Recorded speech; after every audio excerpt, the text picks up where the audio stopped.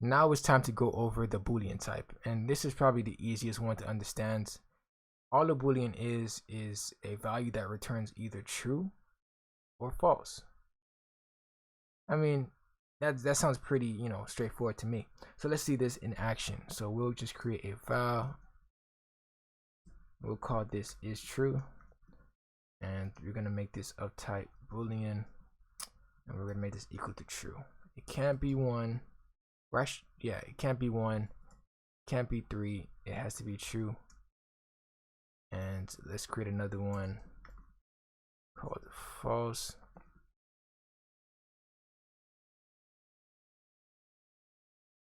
And perfect, just true or false.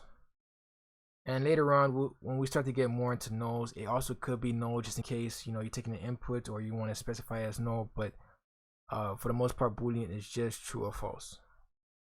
And we'll just print that out because I didn't print out the others. But actually, let me just copy this. Oops.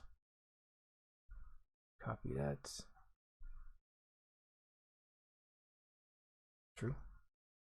Just gonna print out true, but and then we'll call that is true, is true, or is false,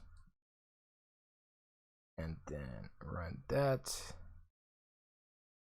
and boom, I'm not lying.